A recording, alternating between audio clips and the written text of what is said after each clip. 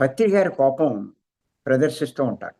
ఆయన కోపం ఎప్పుడూ ఇతరుల పొరపాటు మాటల మీద, వారి అజ్ఞాన చర్యల మీద, వారి చేతల మీద ఉంటుంది. అంతేకాని వ్యక్తిగతంగా ఆయనకి ఎవరి మీద కోపం ఉండదు. ఆయన ఉద్దేశం ఎంతసేపు వారి జీవితాన్ని సరిజేయడానికి, వారి గుణాలు మార్చడానికి, వారిని జ్ఞానవంతులు చేయడానికి. అంతేకాని వారి మీద ద్వేషంతో, పగతో, కక్షతో కాదు. ఎంచేతంటే ఆయనకెవరు శత్రువులు లేరు. అందుచేత ఆయన పైకి కర్మ చేసినట్టు కనపడినా ఆయన అకర్ముడే. అంటే కర్మ చేయనివాడే. ఇదే విషయం చాలామంది గురువుల్లో మనం గమనించొచ్చు. అలాగే ఆయన దగ్గరకు ఎవరు వచ్చినా జ్ఞానాన్ని పొందడానికి వచ్చారనే భావిస్తారు. జ్ఞానం కోసం వచ్చిన వారిని ఏ గురువైనా వారి అహంకారాన్ని పోగొట్టడానికి ప్రయత్నిస్తారు.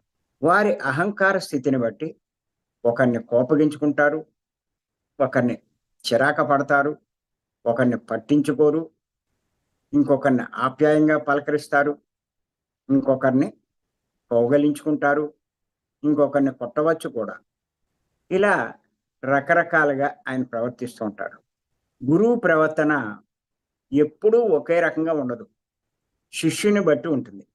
శిష్యునిలోని అహంకారం తొలగించి వారిని జ్ఞానవంతులుగా చేయడానికే ఏ గురువైనా ప్రయత్నిస్తాడు.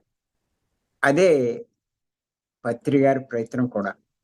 అందుచేత పత్రి గారు కర్మలు చేస్తున్నా ఆయన కర్ముడే.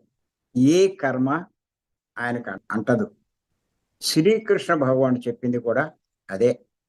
అటువంటి పత్రి గారిని సామాన్యులు ఏం అర్థం చేసుకోగలరు చెప్పండి? ఆయన ఇలా కోపగించాడంటూ వీరు ఆయన్ని కోపగించుకుని దూరంగా వెళ్ళిపోతారు. నష్టపోయేదెవరు? బయటికి వెళ్ళిపోతే ఆయన దగ్గర ఉన్న జ్ఞానం వాళ్ళకి లభిస్తుందా? ఆ జ్ఞానం ఇచ్చేవాళ్ళు ఎవరున్నారు? నష్టపోయేవాడు వాడే. వాడి మంచి కోసం ఆయన చేసింది అపార్థం చేసుకుంటే ఎవరు నష్టపోతారు? ఇంకా కొంతమంది వాళ్ళని తిట్టకపోయినా ఎవరినో తిడితే అలా తిడతాడేంటంటూ ఆయన వదిలేసిన వాళ్ళు కొన్ని వందలు కాదు, వేల మంది ఉన్నారు. నాకు బాగా తెలుసు. గురువు చర్యలు ఎవరికి అర్థం కావు. ఎప్పుడూ ఒకే రకంగా ఉండవు. ఎప్పుడూ కూడా గురువు ఏం చేసినా మనం చేసే పనుల మీద మీరు దృష్టి పెట్టాలి. ఎవరైనా సరే ఆ పనే నేను చేశాను. ఆ లోపం ఏమైనా ఉంటే వాటిని సరి చేసుకున్నా. అందుకే ఈ స్థాయికి ఎదగడానికి అవకాశం వచ్చింది.